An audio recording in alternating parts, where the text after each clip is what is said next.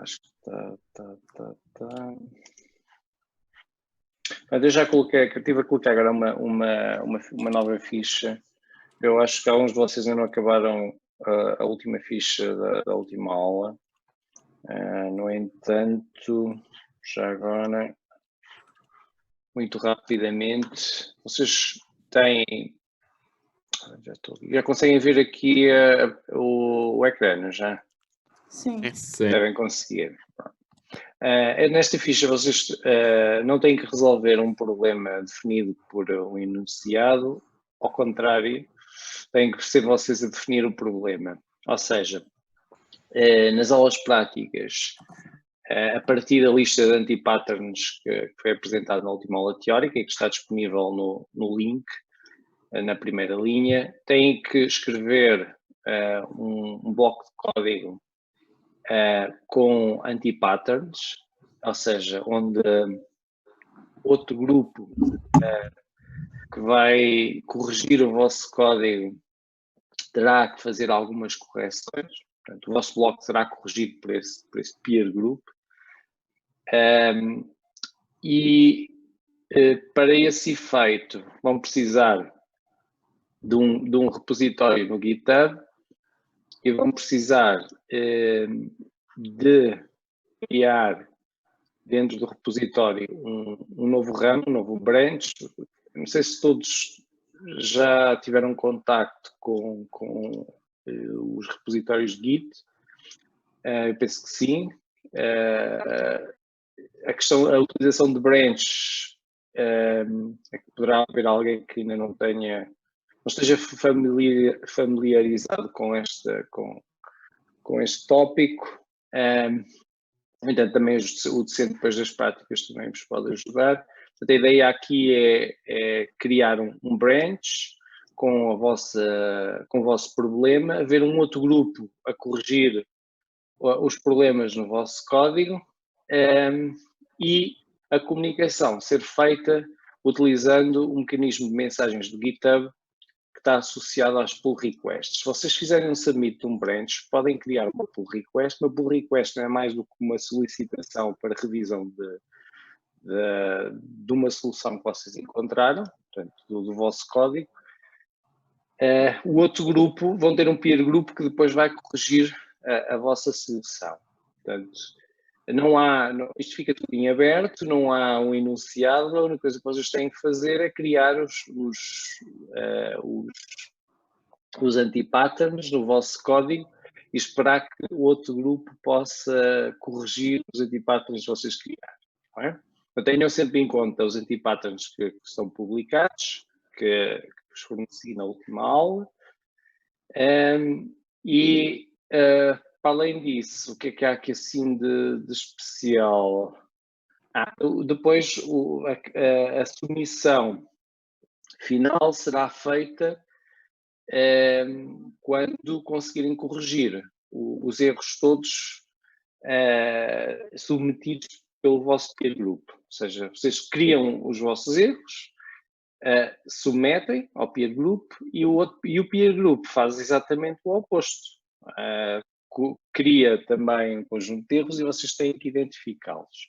Enquanto não conseguirem identificar os erros do peer group, o processo repete-se em loop até chegarem à versão final correta. Ok? Tem também aqui um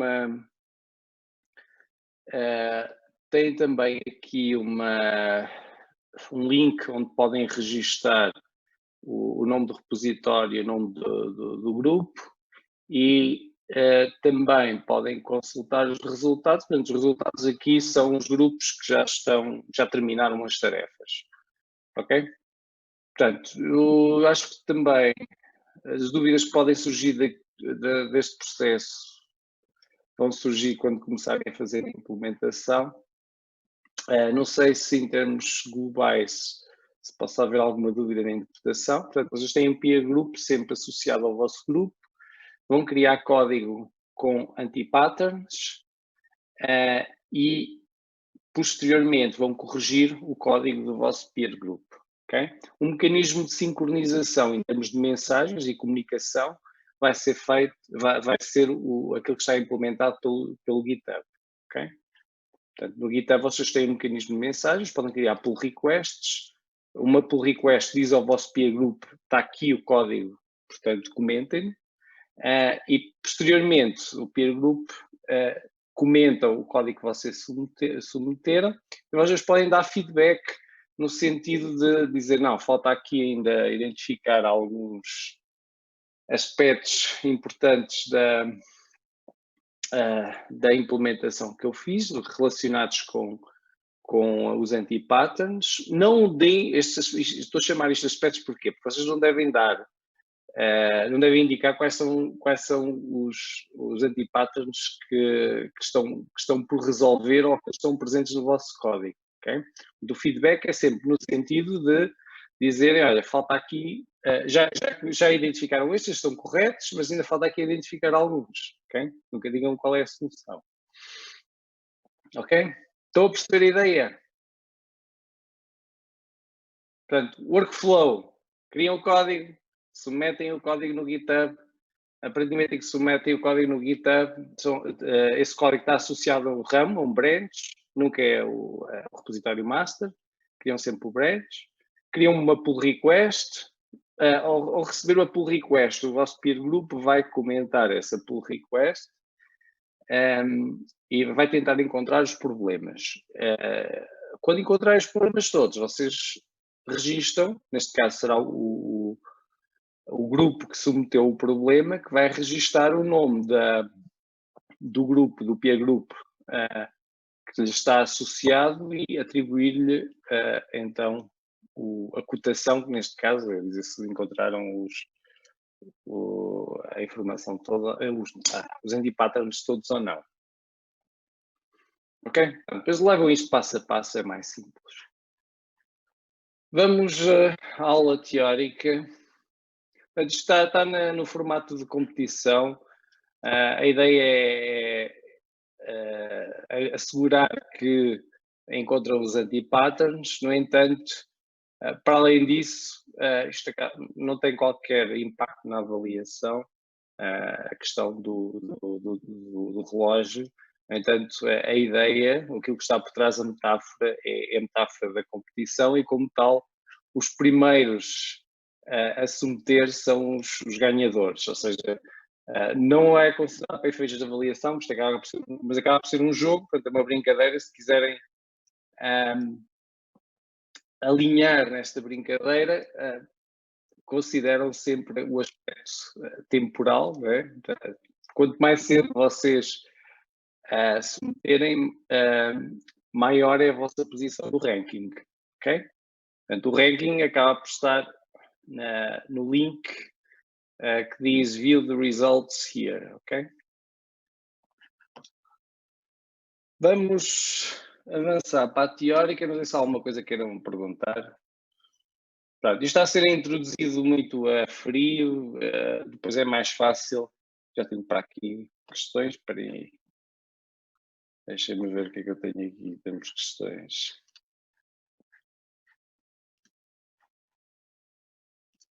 Não. Alguém vai fazer uma competição para ser o último. Pronto, está bem. Também pode ser. Desde que se submetam, está tudo bem.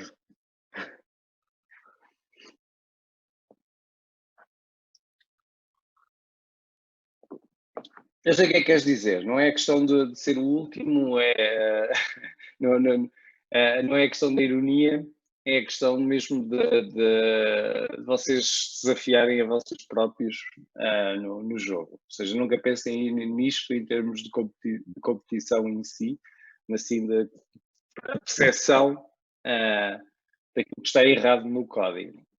Okay? Aliás, há sempre este lado, mesmo em termos de estudo, nós devemos ver sempre, acho que já disseram isto 500 vezes, mas devemos ver sempre o nosso posicionamento em termos de aprendizagem, não na perspectiva de nota, não é que não seja importante, mas não é essa a perspectiva final, se é a perspectiva de aprendizagem. Okay? Muitas vezes as nossas notas não refletem o conhecimento ou os skills que nós adquirimos no processo de aprendizagem. Mas isso é um aspecto pessoal também. Vamos aqui à aula.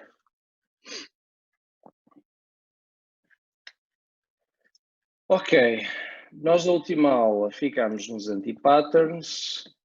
Os anti-patterns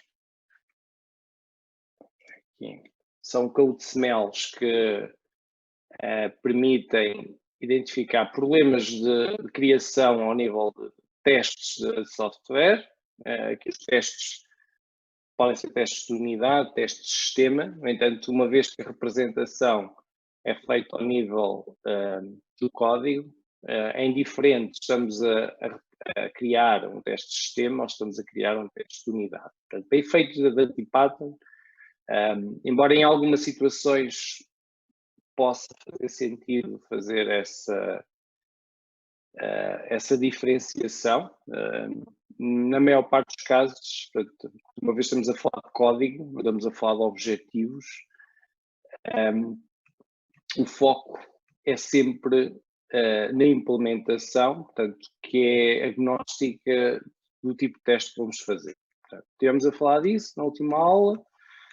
Isto é uma espécie de um catálogo. Eu só referi alguns que são mais conhecidos, alguns anti-patterns mais conhecidos. Não quer dizer que depois não existam outros, mesmo ao nível interno das organizações. Portanto, são anti-patterns publicados em várias fontes. Tem-me ao trabalho de conseguir fazer o inventário deles. No entanto, não quer dizer que mesmo a empresa em si, onde vocês possam estar a trabalhar, a organização onde possam trabalhar, não identifica um conjunto deles internamente, para além daqueles que são genéricos. Hoje vamos falar de outra temática que tem a ver com os testes de alto nível. Aqui o alto nível não tem a ver com a qualidade dos testes, mas sim com o nível em termos de sistema onde eles são realizados. Deixa-me só aqui abrir alguns fecheiros.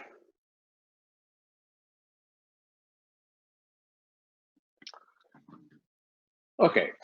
Então, o que é que nós até agora falámos de testes de unidade, falámos de testes de integração. Os testes de unidade são feitos às funcionalidades dos módulos. Os testes de integração são criados tendo em conta não os testes de unidade, não apenas os testes de unidade, mas incluem os testes de unidade também. Mas, para além disso, temos de ter em conta testes que ainda não estão implementados ou que já estão implementados e têm que ser integrados de alguma forma no nosso código principal, ou seja, na nossa aplicação como um todo. Portanto, nós vamos criando módulos separadamente e depois temos um ramo principal. Se pensarmos em termos de repositório, nós temos que integrar, de certa forma, no repositório master de um serviço de kit o nosso código que vamos desenvolvendo em paralelo, não é? E temos que integrá-lo de alguma forma, e é nesse processo de integração, portanto, no ramo principal, e é nesse processo de integração que os problemas muitas vezes aparecem. Portanto, no entanto, há várias abordagens que facilitam este processo, tivemos a ver nos testes de integração. Para além dos testes de integração, temos outros testes que têm que ser feitos, ou seja, o mundo dos testes é imenso.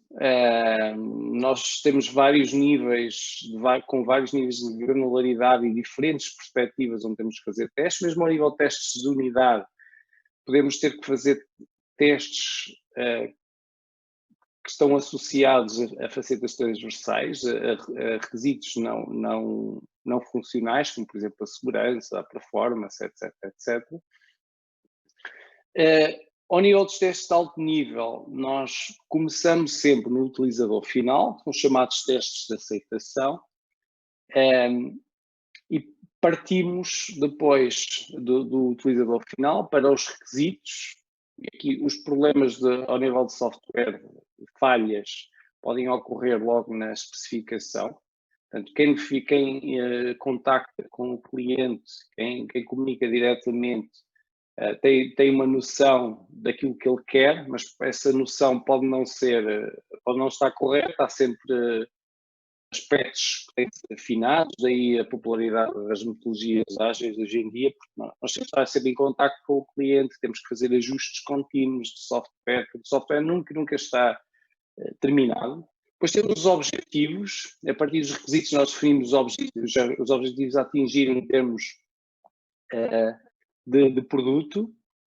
Temos a especificação externa, que é a forma como nós vemos o software sem pensarmos ainda na aplicação, ou seja, a forma como o utilizador final depois vai entender o software. Depois temos o desenho do sistema, em termos dos modelos UML que vamos criar, diagrama de classes, interação, etc, etc.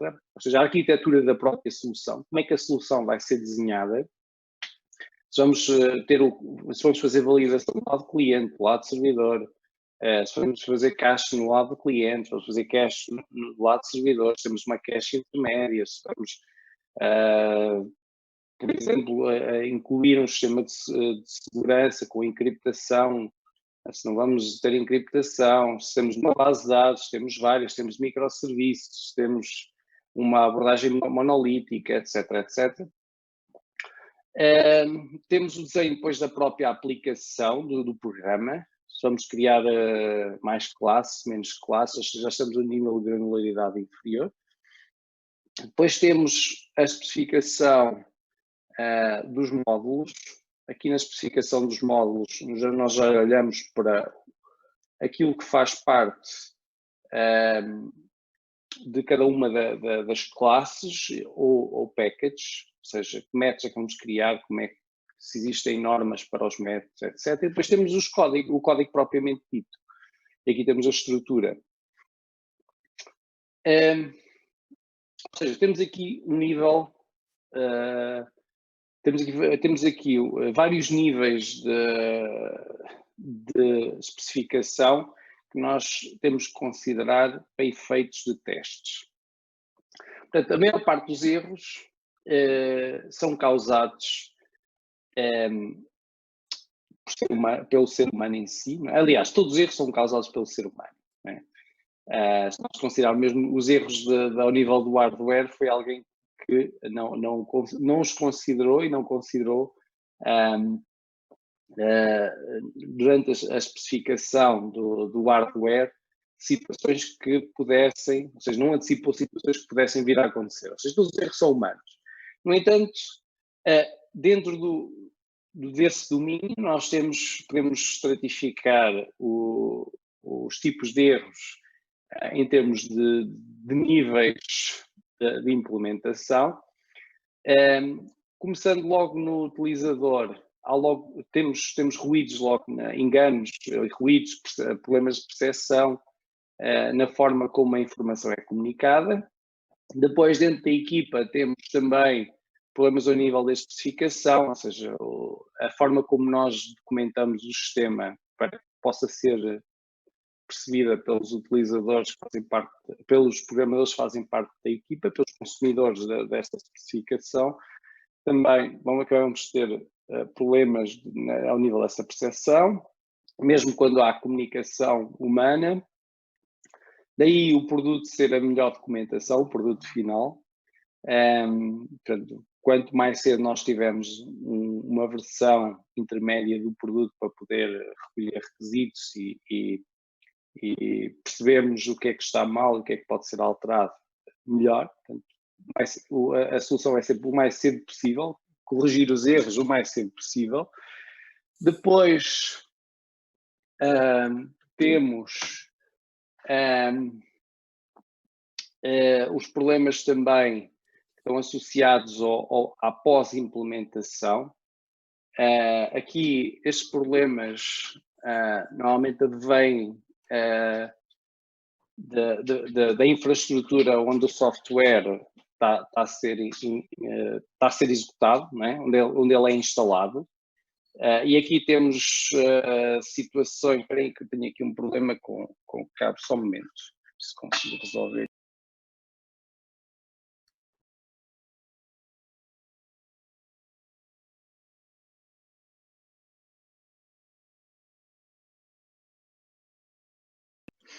Os problemas técnicos não aparecem nas aulas presenciais.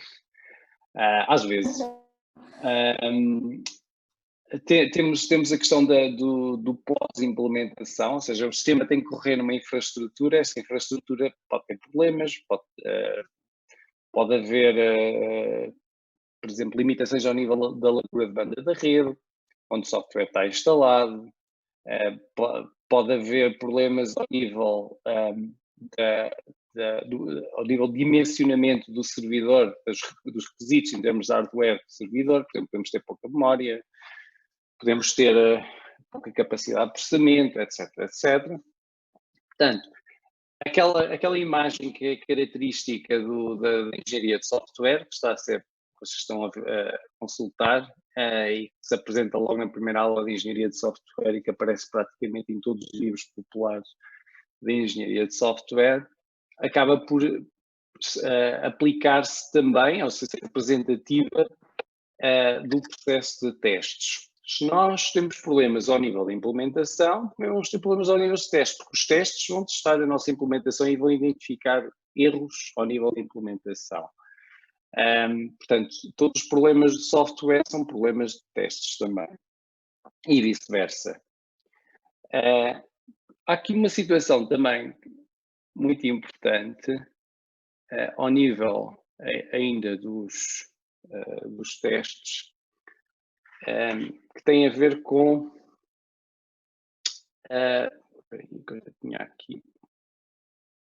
que tem a ver com a automatização. Já vamos falar nisso em detalhe, mas é mais preferível abordar mais à frente. Nem todos os testes podem ser automatizados.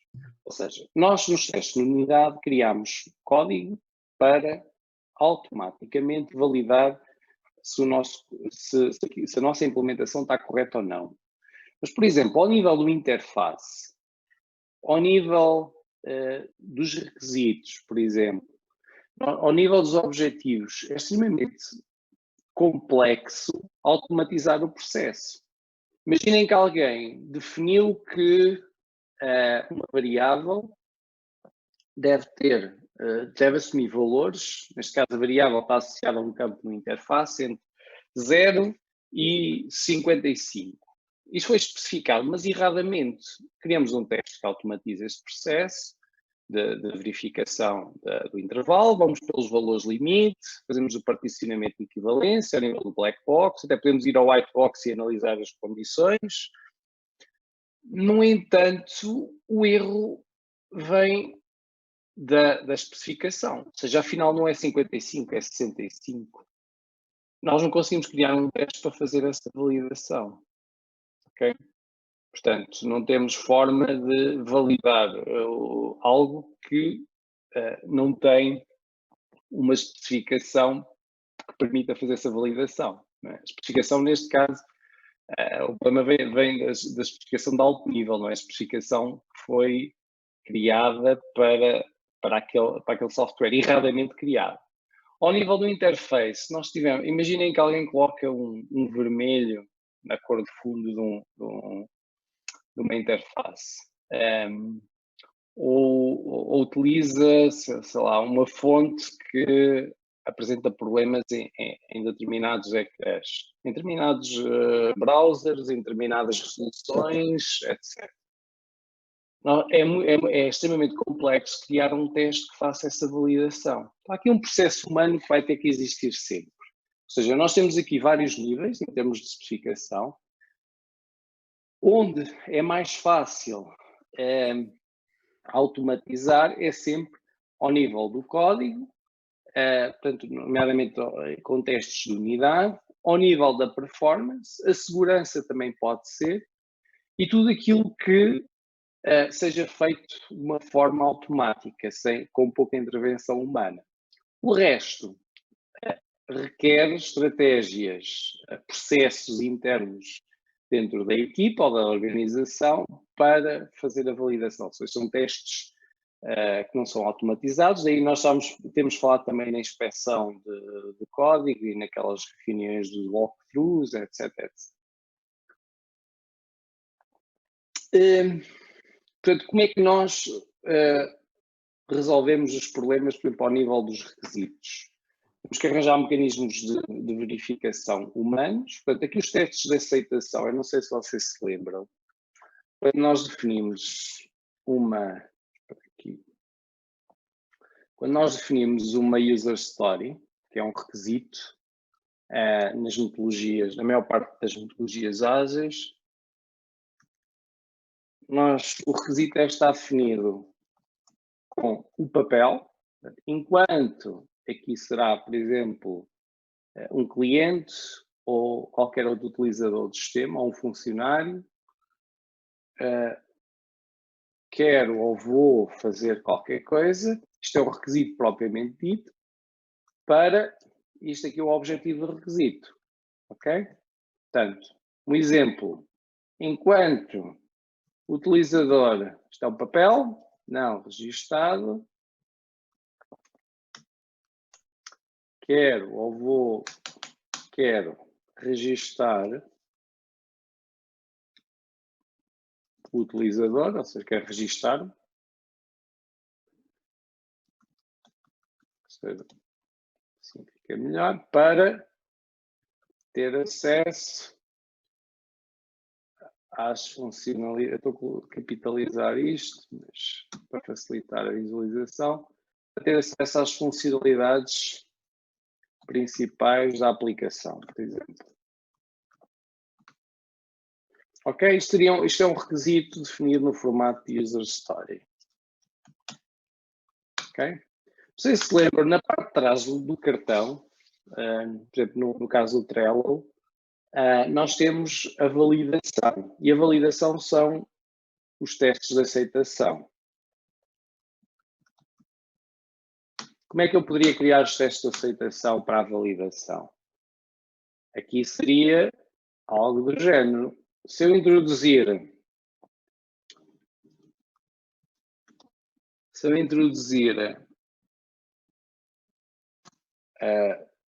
dados, ou melhor, vamos fazer ao contrário. Vamos começar pela situação negativa.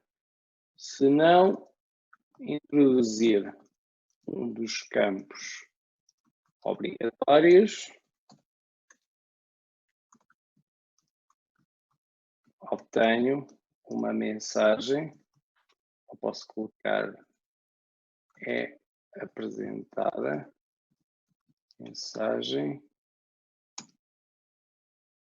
de erro correspondente. Okay?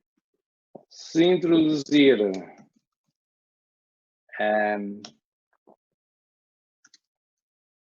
todos os campos e o utilizador não existir, é criado um novo utilizador. Ok? Etc, etc. São testes de aceitação. Geralmente são feitos, na maior parte dos casos, embora hoje em dia até já haja algum software que permita introduzir estes dados automaticamente. Se submeter, por exemplo, os dados de um formulário automaticamente, em muitas situações é difícil fazê-lo. Por exemplo, até se o formulário tiver um CAPTCHA ou for um formulário mais complexo, com vários níveis, pode não ser possível automatizar. Embora algumas destas tarefas já comecem a ser automatizadas. Agora, o que é que nós vamos fazer nos testes de aceitação? Vamos colocar todas as condições de teste que o utilizador final vai fazer para verificar se a aplicação está a funcionar de acordo com a especificação. Isso é feito sempre a este nível. Nós definimos isto na user story, quando definimos o requisito, e também podemos criar o correspondente, se for possível automatizar, numa script de testes. Ok? Agora, isto é sempre importante ter no requisito, definir no requisito. Isto são testes de aceitação. Depois temos os objetivos. Os objetivos do sistema são definidos em termos de, muitas vezes, das perspectivas com que é visto o sistema, perspectiva de segurança. Quais são os objetivos de segurança? Quais são os objetivos? Portanto, será que queremos garantir, por exemplo, que nenhum utilizador, vamos supor, é muito popular hoje em dia ao nível das bases de dados têm que ser encriptadas, é obrigatório, por causa do regime geral de proteção de dados. Um dos objetivos pode ser garantir que a base de dados está encriptada e só está acessível a um utilizador com estas credenciais, ou então com um certificado digital válido. A questão da performance. Temos que garantir que uma SLA é sempre cumprida. Por exemplo, 95% dos requests pedidos têm um tempo de resposta inferior a X, a 1 segundo, por exemplo. Os objetivos do sistema estão aqui, têm que ser verificados, temos que criar condições de verificação, sejam essas condições manuais ou não, automatizadas. Depois temos a especificação externa das funções. Por exemplo, se tivermos uma API, nós temos que garantir que se a aplicação for uma API que nós vamos desenvolver, temos que garantir que a especificação está cumprida ao nível da API, ao nível do serviço. Depois temos o desenho, neste caso a especificação, seria a garantir todos os endpoints da API. Temos o nível do desenho, onde temos que garantir que o sistema como um todo. Já agora aqui há uma mistura de desenho com programa, que dá origem aos testes de integração. Portanto, já vamos falar aqui nesta parte. Portanto, ao nível do desenho nós temos que ver o sistema como um todo. E o sistema como um todo engloba depois a infraestrutura e a rede, ou podem considerar também a rede como fazendo parte da infraestrutura, onde a aplicação vai correr. Ou seja, todo o ambiente onde a aplicação vai ser executada é representado aqui. Depois temos o desenho da estrutura da aplicação. Aqui os testes de integração muitas vezes não têm em conta o ambiente onde os testes vão correr.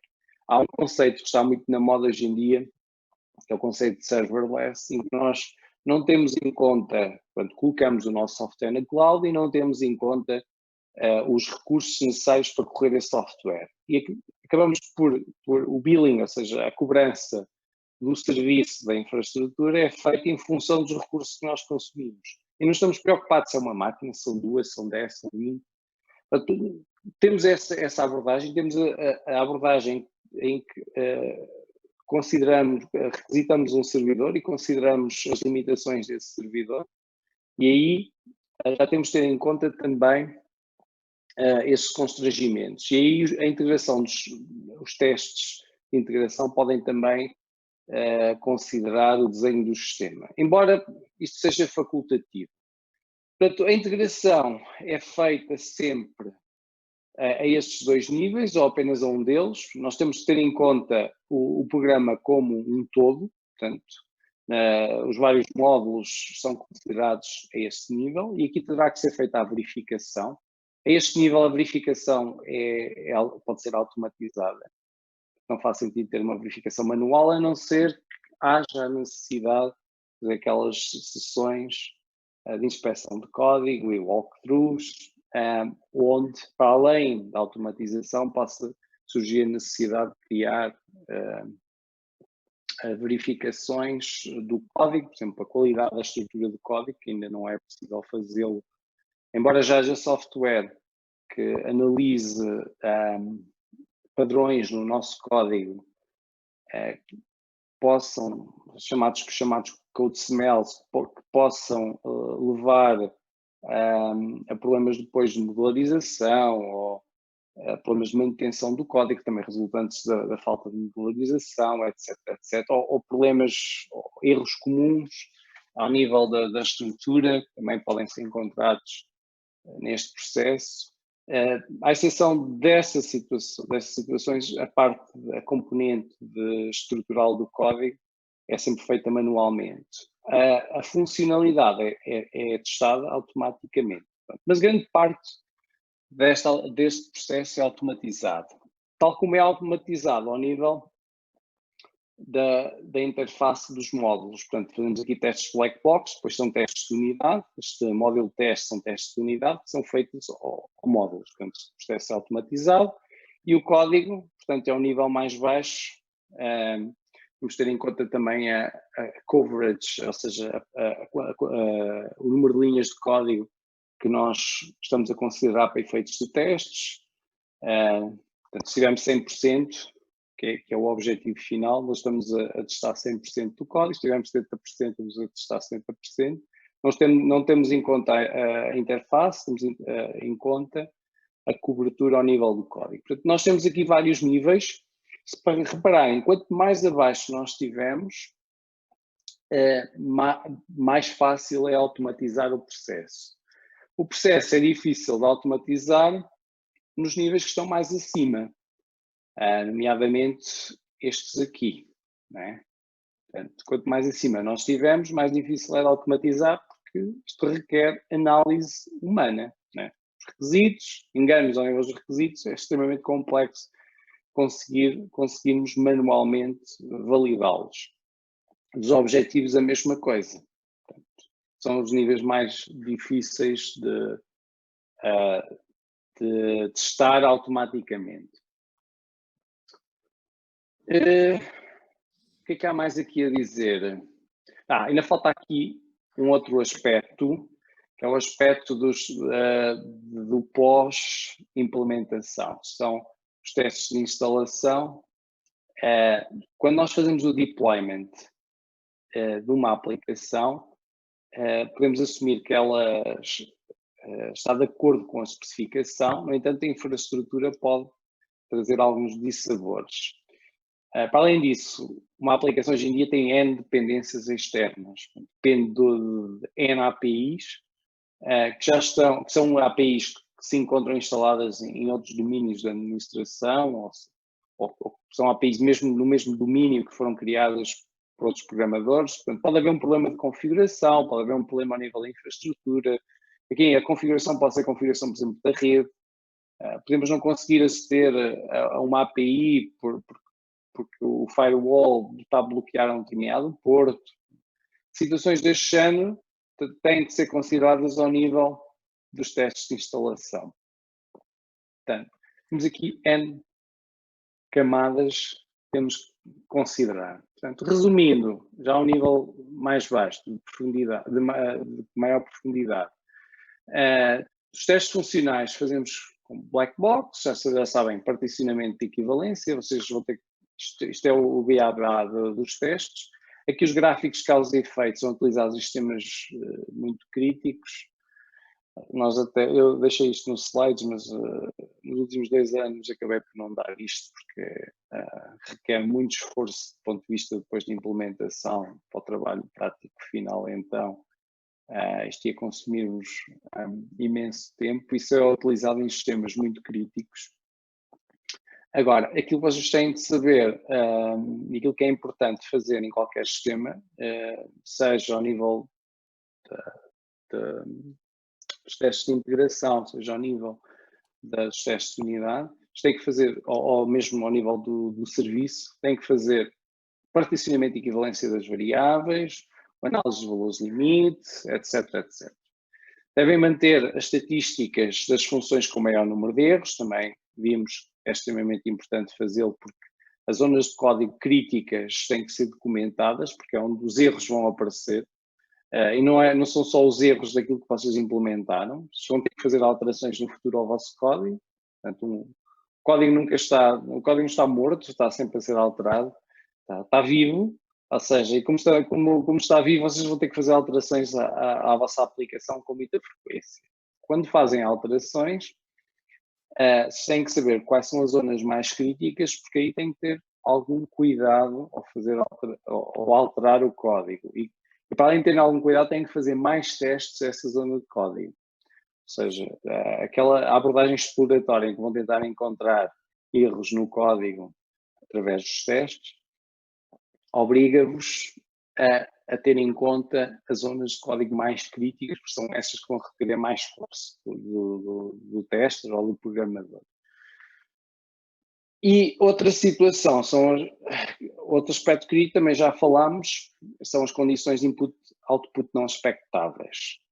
Ou seja, quando sai agora se considerarem, por exemplo, o Covid, não é? Alguém vai ter que ser a cobaia no meio disto tudo. Portanto, vão haver testes, há uma vacina, vai sair cá para fora. No entanto, a vacina funciona para uma população que foi utilizada de testes. No entanto, há situações não expectáveis que não são consideradas porque cada um de nós tem um ADN diferente, um impacto e características diferentes, não é? E como tal, não é só o ADN, é o nosso sistema imunitário, etc, etc. Só depois da vacina ser testada na maior parte da população é que é possível perceber quais são as condições não expectáveis, ou seja, tudo aquilo que pode ocorrer, neste caso do software, da utilização do software em situações que não foram contempladas inicialmente, no caso da vacina, em pessoas que têm características que não são previstas durante a fase de testes.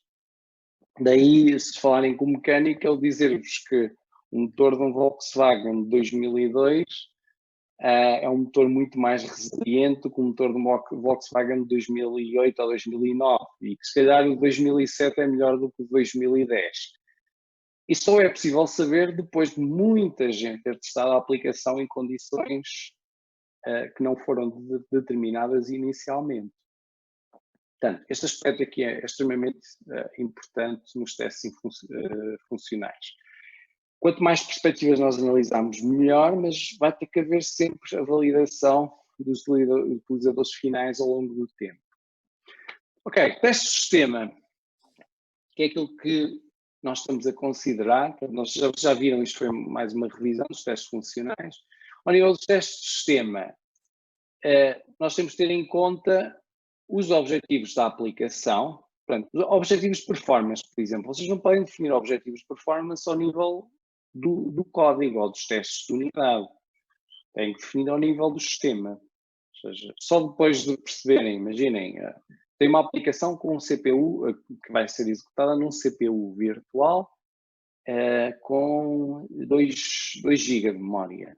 Okay? 2 GB de memória, se calhar, se for uma aplicação data intensive, que manipula muitos dados e tem a necessidade de armazenar esses dados em memória, se calhar 2 GB é pouco, tem que ser 4. Embora 2 GB já seja muita coisa, mas vamos supor que é extremamente data intensive. Se for outra aplicação que seja limitada em termos de CPU, chamada aplicações CPU bounded, vocês têm que ter muita capacidade de processamento, porque a limitação está ao nível de processamento. Por exemplo, um algoritmo de machine learning, uma aplicação OLAP que requeira muito processamento do ponto de vista dos dados. Portanto, além de ter muitos dados, os dados podem não ocupar toda a memória, mas estes dados são objeto de cálculo e manipulação.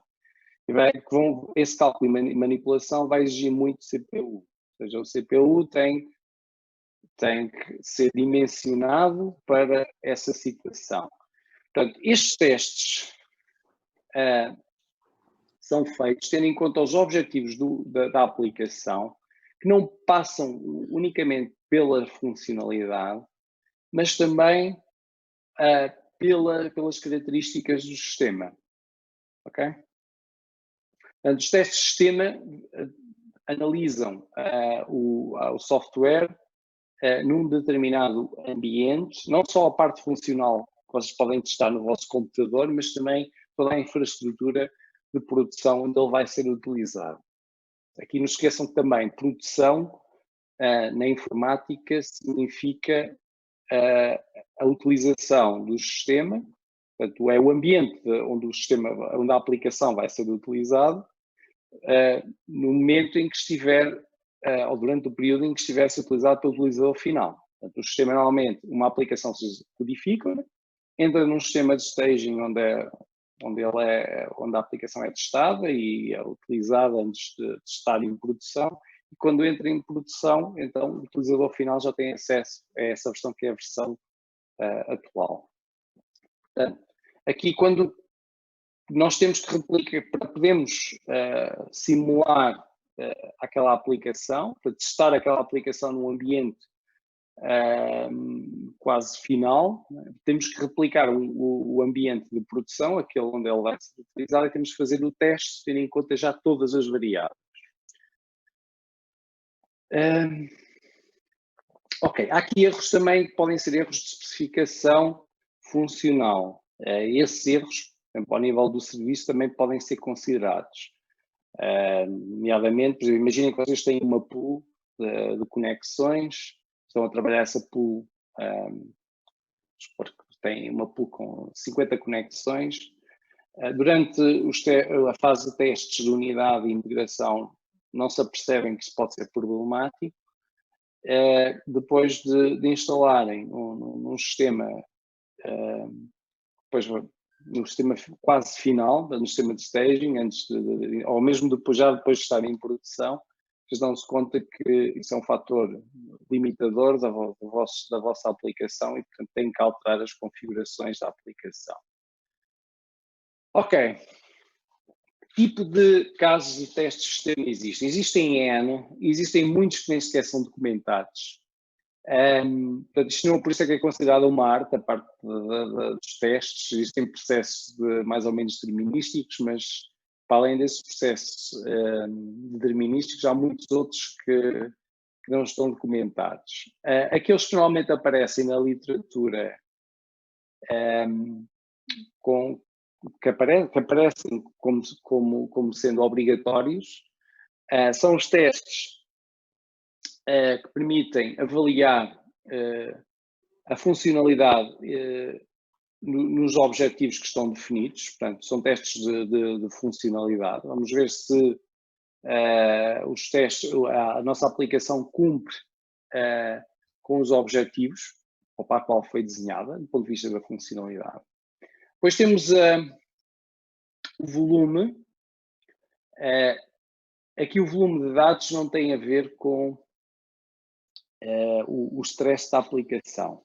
Portanto, se nós tivermos uma aplicação que seja muito gulosa do ponto de vista dos dados, não é limitada em termos de CPU, nem de... Quer dizer, o CPU também é importante, mas não é limitada a esse nível, é limitada em termos de quantidade de dados armazenados. Uma aplicação, por exemplo, para análise de dados históricos, é uma aplicação que obriga a ter grandes quantidades de dados. Para além disso, há muitas aplicações que são muito pelosas do ponto de vista de dados. Uma aplicação IoT, em que vocês têm milhares de sensores e têm que recolher dados desses sensores. E alguns desses sensores obrigam ao processamento de muitos dados. Por exemplo, uma câmera acaba a ser um elemento, não é considerado bem um sensor, mas é um elemento IoT que produz uma grande quantidade de dados que têm que ser agregados e têm que ser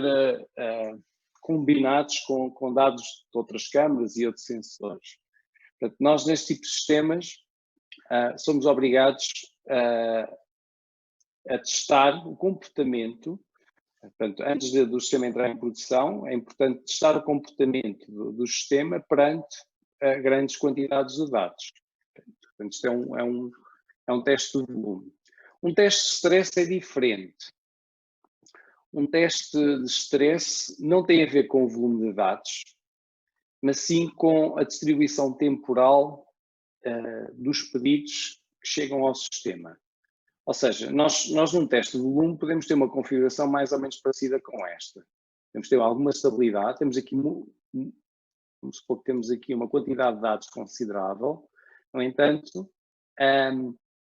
podemos ter alguma estabilidade do ponto de vista da distribuição temporal dos dados ao longo do tempo. No caso de um teste de stress, nós vamos ter algo parecido com isto. Portanto, temos aqui um conjunto de requests limitado, mas depois, de repente, podemos ter aqui um pico. Okay? Aqui testamos supor que o limite do sistema é este. Ok?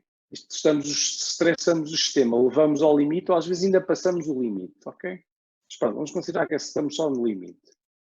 Depois voltamos outra vez à normalidade, depois testamos outra vez, vamos ao limite, ou passamos o limite. Isto é um teste típico de stress. Okay? Portanto, temos picos, estressamos o sistema, vamos ao limite e analisamos o comportamento. Testes de usabilidade, já sabem o que é. Portanto, tem a ver com a interação. Isto às vezes é difícil.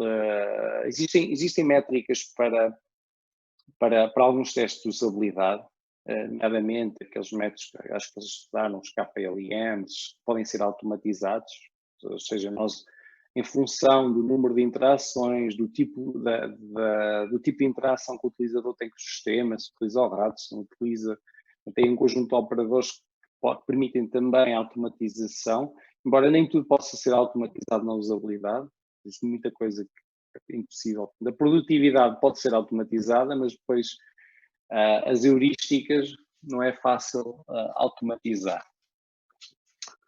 A questão da segurança, podemos testar, isto também pode ser testado e pode ser automatizado. Grande parte dos métodos podem estar num teste, no JUnit qualquer, para nos verificar como é que o sistema se comporta quando nós passamos uma password, por exemplo, fraca, como é que ele se comporta quando tentamos entrar ou aceder a um recurso que requeira autenticação sem estarmos autenticados, por exemplo. Vamos verificar se a encriptação que está a ser utilizada é fraca ou forte, quantos bits é que tem, qual é o tipo, se existe algum, muitas vezes também os testes de segurança têm que ser, são testes diferentes dos outros porque requerem alguma atualização. Por exemplo, se um mecanismo ou uma biblioteca utilizada para a encriptação deixou de ser segura, portanto, foram encontradas flaws, ou seja, limitações ao nível daquela biblioteca, nós temos que verificar se a biblioteca está presente. Se estiver presente, consideramos como uma ameaça e falha o teste. Portanto, isto requer alguma atualização ao longo do tempo e requer alguém também da área que esteja a par do que é que deixou de ser seguro, o que é que passou a ser seguro. Por exemplo, os web tokens, já por várias vezes, que são utilizados, é um standard para fazer a criação de tokens para aplicações web, já várias vezes que foram substituídos, a implementação deles foi substituída por deixaram de ser seguros, ou seja, arranjaram forma de quebrar a implementação. Portanto, é necessário estar a par do que é que está a acontecer constantemente para reagir rapidamente a problemas de segurança que possam ocorrer. Portanto, temos que alterar os testes cada vez que houver um evento qualquer novo em termos de mercado, entre aspas. A performance, isto é algo que nós vamos trabalhar um bocadinho aqui. Existem duas métricas de performance que são extremamente importantes. A primeira é o tempo de resposta, a segunda é o throughput. Alguém sabe a diferença?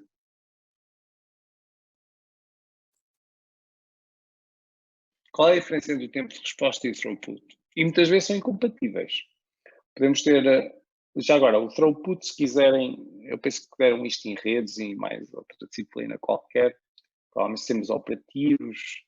O throughput é representado como o número de requests processados pelo servidor. O tempo de resposta, sabe o que é? É a diferença entre o envio de um request e a recepção da resposta. A diferença temporal. Então, qual é a diferença? Ou seja, eles muitas vezes são incompatíveis. Por que é que acham que são incompatíveis? Estamos dependentes da rede? Não sei. Estão dependentes da rede? sim, porque de um request para uma response, pode haver aí uma, uma parte tipo da rede. Enquanto o throughput, acho que se demora tipo, sei lá, um segundo a processar 1000 requests, vai acontecer sempre isso, não? A rede tem um impacto, sim. A rede tem um impacto considerável. Agora imagina, vocês têm um cliente e têm um servidor. Aqui tem um cliente e tem um servidor. Okay? Do lado do servidor, o que é que se pretende? Garantir o máximo de débito. Ou seja, eu quero, se eu tiver a processar, vamos supor, 30 é pouco, 300 requests por segundo, isto é medir em requests por segundo, vamos supor. Difícil escrever com isto. Se eu tiver a processar, vamos supor, num dado momento 300, e isto for o máximo, se eu puder chegar aos 400, ótimo. Okay? Isto é um objetivo, não é? Porque vou rentabilizar o servidor. Não é? Quanto mais requests eu conseguir processar, melhor. O que é que acontece? Do lado do cliente temos também constrangimentos. Ou seja, isto é um critério de performance. Qual é o critério de performance? O que é que representa esse critério de performance, aliás? Nós queremos garantir que, se estivermos a processar os pedidos, a obter respostas na ordem dos 300 milissegundos, aqui já é diferente. Se conseguimos, em vez de termos resposta de 300, conseguimos 100, que é o ideal na web, é aquilo que se pretende sempre, 100 milissegundos, ótimo. Ok? Agora, no entanto, isto é incompatível. Isto porquê? Imaginem um servidor. Para aumentar o número de requests por segundo, tem que dar prioridade, se calhar, a requests que estejam relacionados. Okay? Imaginem que vocês têm, vão fazer processamento de. Sabem que num servidor existe uma tentativa de otimização da cache. Ou seja, todos os requests que estão relacionados, que são do mesmo tipo, devem ser processados em bloco. Por exemplo, todos os requests que obrigam a um acesso a um sistema de fecheiros, a um fecheiro específico, por exemplo, o acesso ao log para registrar os dados do log, devem estar agrupados. Porque se conseguimos agrupá-los, conseguimos aumentar o número de operações que conseguimos fazer por segundo. Não é? Portanto, tudo aquilo que é como, por exemplo, abrem um Excel uma vez, abrem um Excel 2 vezes, 3 vezes, o tempo necessário para abrirem a aplicação é cada vez mais reduzido. Se abrirem o Word e depois o PowerPoint e depois abrirem o Excel novamente, ou abrirem o Excel novamente, portanto a aplicação que abriram inicialmente, já vão ter uma latência superior. Porquê? Porque, entretanto, a cache, as páginas que vocês tinham em cache foram substituídas por outras páginas que estão associadas a outras aplicações. Portanto, e ao nível de servidor, nós temos que fazer otimizações também para aumentar a taxa de resposta, o número de transações efetuadas por segundo, portanto, a taxa de processamento de pedidos. Ao fazê-lo, podemos comprometer o cliente. Porquê? Porque o cliente.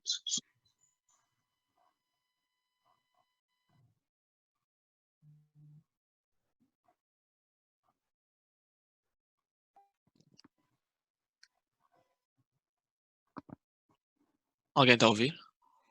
Não, nem por isso.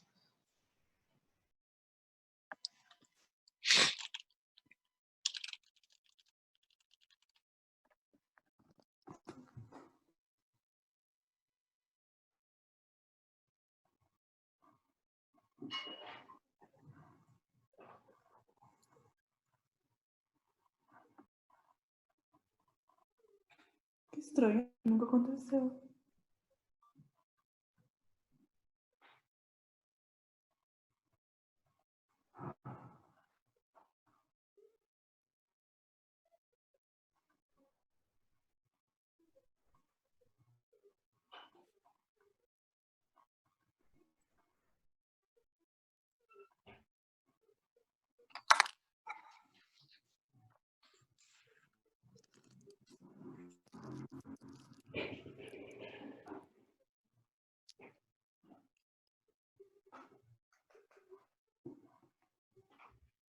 Estou. Sim, Já Sim, me ouvem agora? sim. Deixaram de me ouvir todos ou foi só o Sim. Breno? Não, Todos, acho que todos. todos. Ok. Então onde é que ficaram? Na parte de poder comprometer o cliente as Então, otimizações de caixa. pensem nesta metáfora. Chegam ao bar da escola, ok? E a funcionária normal, se vocês tiverem uma senha com um café e um bolo, primeiro tirar os cafés das pessoas que estão à espera, todos, e só depois ir buscar os bolos, certo? Ao fazê-lo, olhando para a funcionária como servidor e vocês como cliente, o throughput é superior ou é a taxa de resposta, o tempo de resposta, ou seja, o response time, que é otimizado? O que é otimizado aqui? O número de pedidos que ela consegue satisfazer por unidade de tempo ou o vosso tempo de resposta? Número de pedidos. Número de pedidos do lado do servidor, não é? Que é ela. Ou seja, vocês estão à espera, são os clientes. Ela está a otimizar o número de pedidos. Porquê? Porque está a tirar os cafés. Se tivesse que vos servir o bolo, tinha que parar aquela tarefa e buscar o bolo, dar-vos o bolo e tirar o café novamente para outra pessoa, certo? Sim. Ok, ela está a otimizar o throughput, o número de pedidos que consegue fazer do lado do servidor, ok? Ou seja, ela está a comprometer o vosso tempo de Espera. ok? O vosso response time é maior. Aumentando o throughput, reduz o tempo de... Ou melhor, ao contrário. Aumentando o throughput, reduzindo o throughput, aumenta o tempo de resposta. Vocês têm que estar à espera, entretanto, do bolo, porque ela vai tirar um outro pedido para outra pessoa que está à espera. Ok? Agora, ao contrário, se ela tirar o café, só um café para vocês, entretanto, vai buscar o bolo. Okay? O vosso tempo de espera é menor. Mas o throughput, a capacidade dela de trabalho, acaba por ser menor também. Sim. Ou seja, ela prejudica-se, o servidor prejudica-se para garantir tempos de resposta para o cliente inferiores. Okay? Agora, quando é que se utiliza uma e outra? Se for um sistema muito sensível do ponto de vista do cliente a variações de tempos de resposta, portanto, de latência do request, nós devemos dar primazia aqui ao cliente, não é? O sistema tem que estar desenhado para isso. Se for um sistema que está otimizado para performance, ou seja, a latência, o tempo de resposta não é muito crítico do cliente, no entanto, queremos otimizar ao máximo a performance do servidor, queremos otimizar os recursos que temos, então damos mais importância ao throughput. Percebem esta lógica? Sim. Mas quando nós fazemos testes de performance, temos que perceber quais são os objetivos. Ok? Percebem isto ou não? Sim, sim. Ok, storage. Temos que garantir que os dados que são guardados são geridos corretamente. Ou seja, imaginem que têm um teste de storage típico. Começam a injetar ficheiros já com alguma dimensão no servidor até isso ter o tamanho máximo. Como é que o tamanho máximo de armazenamento? Neste caso será do disco. O que é que queremos saber? Como é que o sistema gera isso? Não é? Um sistema que consiga dar a volta a problemas de armazenamento de uma forma correta, aquilo que vai fazer vai verificar se os níveis do disco são superiores a 90% e se forem, alertam o utilizador ou reagem de alguma forma, por exemplo, começam a enviar os dados para um sistema externo ou enviam para a cloud, seja, implementa uma política específica. Agora, nós temos que ter testes para ver se realmente essa política está a ser implementada corretamente. A questão da configuração, a mesma coisa, temos que verificar se o programa funciona corretamente para as configurações recomendadas. E aqui as configurações são muito importantes, que é aqui que gerimos uma grande parte dos constrangimentos de recursos do sistema. Ou seja, muitas vezes não é só recursos, há também outros fatores que afetam a funcionalidade da aplicação. Portanto, nós temos que testar para uma configuração específica ou para um conjunto de configurações se o sistema se comporta de uma forma correta. Okay? Que as configurações podem ser o tamanho das pools, os caminhos onde a aplicação vai guardar os ficheiros, onde ele vai, por exemplo, se for uma aplicação que tenha o registro utilizador, vai verificar os caminhos onde as fotografias dos utilizadores estão a ser colocadas, por aí fora. Portanto, temos aqui ao nível do sistema N testes. Depois ainda temos outros, para além daqueles, temos os de compatibilidade, temos que verificar, por exemplo, ao criar uma nova aplicação, se as aplicações, se os dados gerados, por exemplo, pelas aplicações anteriores são compatíveis. Portanto, adicionamos mais um campo ao nosso esquema de uma tabela na base de dados. Como é que a aplicação se comporta? Ou submetemos uma versão anterior de uma estrutura de dados JSON. Será que é compatível? Será que há retrocompatibilidade? Portanto, temos que criar testes para isso. A instalação também já falámos há bocado. E depois há aqui mais, pelo menos, 2 testes que são extremamente importantes. Um é o teste que permite verificar se um sistema é, sabe o que quer dizer reliable em português? Fiável. O que é um sistema? O que é um teste de fiabilidade? O que é um automóvel fiável? Ou neste caso até é melhor a palavra robusto, não é? Fiável aqui, a tradução até acaba por ser mais adequada dessa forma, se vocês representarem reliability como robustez. O que é um teste de robustez, por exemplo? O que é um automóvel robusto?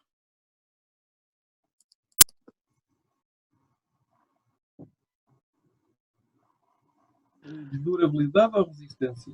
Por exemplo, em termos gerais, imaginem, vocês compram um carro, fazem 600 mil quilómetros com o carro, e dizem, este carro é robusto. Será que podem dizer que o carro é robusto só porque fizeram 600 mil quilómetros? Não, se é robusto, eu acho que, tipo assim, pau para toda obra, né? Precisamente. Ou seja, se calhar você só andava em cidade com o carro. Mas aí não vale. Numa estrada de chão, pega umas pedras, não sei, já foi. Pronto, e o carro parte-se todo, não é? Como costuma dizer. Ou seja, um software robusto é um software que, tal como o carro, comporta-se de uma forma, não vou dizer correta, mas de uma forma positiva em situações para o qual não foi desenhado, ok? Portanto, imaginem mesmo em termos de performance, vocês têm uma aplicação que foi desenhada para correr num sistema com 300 requests por segundo, ok? Vocês fazem o teste para 300, ok, comporta-se muito bem. As pessoas pensam assim, então e se a aplicação, por um motivo, houve agora um pico, toda a gente resolveu utilizá-la e nós estávamos à espera e começou a receber, em vez de 300, 500 requests por segundo. Ok? Como é que ele se comporta?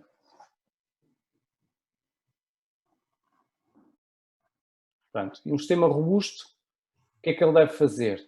Claro que nunca vai ter o mesmo comportamento, pode não ter um comportamento correto do ponto de vista da especificação, mas há várias formas de de reagir a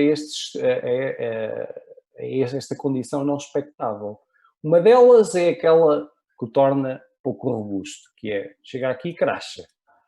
Chega aqui às 350, 400, cracha. Isto não é um sistema robusto. A outra, que é aquilo que se espera de um sistema bem desenhado, quando vai aumentando os tempos de resposta, no entanto, continua a dar resposta às solicitações. Okay? Portanto, chega aqui, os tempos de resposta, em vez de serem 100 milissegundos, são 300. No entanto, está a dar resposta. Isto é aquilo que se chama de um sistema que tem uma degradação graciosa. Isto é traduzido em inglês graceful degradation. Fica, é um sistema que vai degradando a performance. Não é? A mesma coisa que vocês chegarem ao café e a funcionária, se tiver uma funcionária para muitos pedidos, começa a atrasar o tempo de resposta, mas não desaparece, não é? Não se põe a correr dali para fora e diz, não, estou farta disto, não estou para aqui para aturar isto, não é? Portanto, o comportamento dela é um comportamento gracioso, continua a dar resposta, mas claro, com alguns problemas, porque o sistema não está desenhado para isso, não é? Para além dessa resposta graciosa, há aqui dois elementos que nós temos que considerar. Uma é o uptime. Isto é fornecido por qualquer sistema operativo, mesmo nos vossos computadores pessoais, que é o tempo em que o sistema está a funcionar. Portanto, por exemplo, o Linux tinha, há poucos anos atrás, eu não tenho consultado as estatísticas, mas até há pouco tempo atrás tinha um uptime de cerca de 2 meses e o Windows tinha um uptime de cerca de 30 dias. Okay? O Mac andava ali pelo meio, mas estava perto do Linux. O que é o uptime? É o tempo em que o sistema está a funcionar sem terem que fazer um reboot. Não é? Ou terem que reparar alguma coisa. Não, na maior parte dos casos é um reboot. O reboot é mais que suficiente. Portanto, é o tempo em que o sistema está disponível sem ter que haver uma intervenção. O MTBF, eu acho que vocês deram quando falaram em sistemas RAID, com isso para sistemas operativos também, e RAID acho que vocês deram em redes, não é? Se não estou enganado. Aí também falaram provavelmente em sistemas operativos, que é o mean time between failures, que é o tempo entre falhas.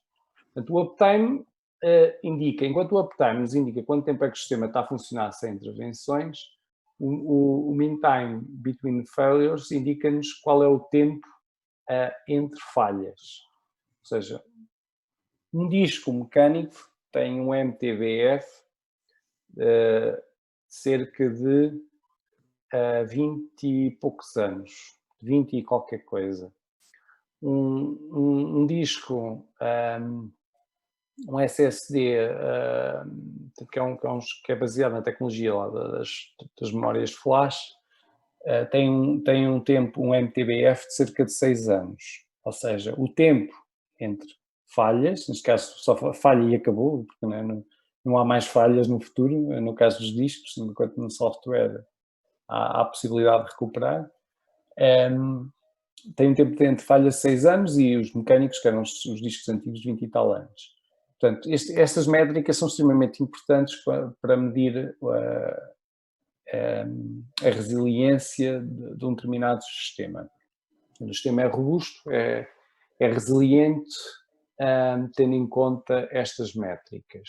Portanto, são métricas que são utilizadas para fazer essa medição. Existe ainda outra que não aparece aqui, que hoje em dia até é considerado mais importante do que o MTBF, que é o MTTR, que é o Mean Time to Repair. Porquê que é importante? Porque aquilo que se diz é que cada vez mais, e uma vez que os sistemas são extremamente complexos e é difícil assegurar que eles não falhem, e costuma dizer que é mais importante o tempo de reparação do que o tempo entre falhas. Ou seja, o que é mais importante? Ter um tempo entre falhas de 2 meses e um tempo de reparação depois de 2 horas, ou ter um tempo entre falhas de 2 dias e ter um tempo de reparação de 1 segundo? na maior parte dos casos, se calhar é preferível falhar a cada 2 dias e ter um tempo de recuperação de 1 segundo, não é? Certo? Enquanto que, no caso, se você, 1 segundo se calhar não traz qualquer problema ao nível do serviço, se a reparação for feita num segundo. Portanto, a reparação aqui pode ser a substituição de um componente por outro que já está instanciado.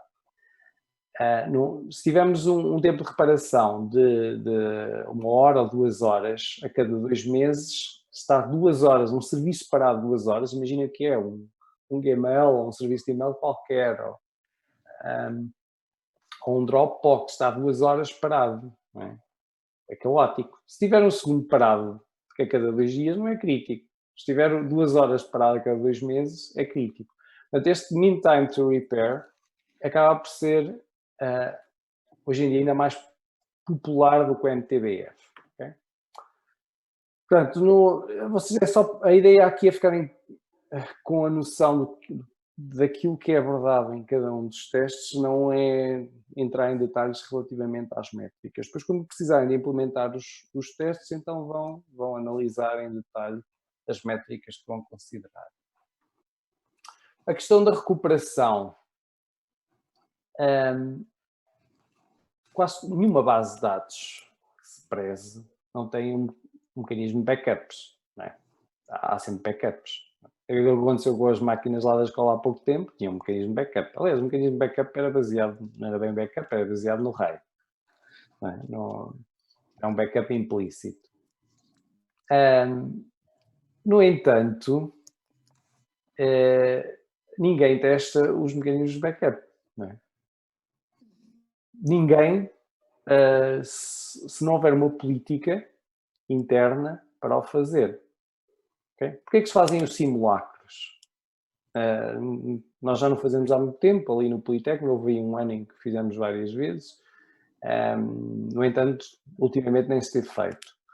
Um simulacro mede a capacidade de um plano de contingência de funcionar corretamente numa situação de emergência. Não é? É isso que mede um simulacro. No caso da recuperação, se nós estivermos a fazer backups, imaginem que está a fazer backups durante 10 anos, o sistema falhou. Quando vamos repor o backup, verificamos que os backups estão todos danificados. Se estivermos a fazer backups incrementais e houve ali qualquer coisa numa versão que estragou as outras, ou porque a script estava mal construída e estávamos a fazer backups apenas da estrutura e esquecemos dos dados, ou por outro motivo qualquer. Se nós fizermos simulacros da recuperação frequentemente, nós temos a garantia que o sistema de recuperação está a funcionar. Okay? Temos que testar também a recuperação. Também podemos automatizar este processo, é simples, é frequentemente, sei lá, cada semana, vamos pegar num backup e instanciamos com uma script uma base de dados com aquele backup e vamos ver se os dados estão lá. Portanto, fazemos várias queries e terminamos os dados estão lá. Agora, isto tem que ser feito. Okay? Não importa qual é o processo, isto tem que ser feito. Depois temos aqui, já são 12h35. Esta parte aqui não é tão densa, vamos só fechar aqui isto, senão vocês não almoçam hoje. Às tantas já estão almoçando. A parte do apoio, do technical support, do apoio técnico à aplicação também e da documentação do sistema tem que ser testado. Isto é um processo manual, temos que verificar se a documentação está a corresponder à implementação e se existe um apoio técnico, se o apoio está a ser dado. Portanto, isto muitas vezes está associado, está aqui separado, a parte do serviço de manutenção e a documentação, mas muitas vezes é considerado como fazendo parte do mesmo bolo. E aqui a questão dos procedimentos internos tem a ver com os processos adotados pela organização, estão adequados e estão a funcionar, portanto, todos os processos de gestão e manutenção das aplicações, portanto, aqueles processos mais humanos, portanto, é necessário também considerá-los para efeitos de teste. Pronto, basicamente é isto. Depois na próxima aula vamos aos testes de performance, vamos entrar aqui em detalhe nos vários tipos de testes. Tá bem? Há alguma questão que queiram colocar?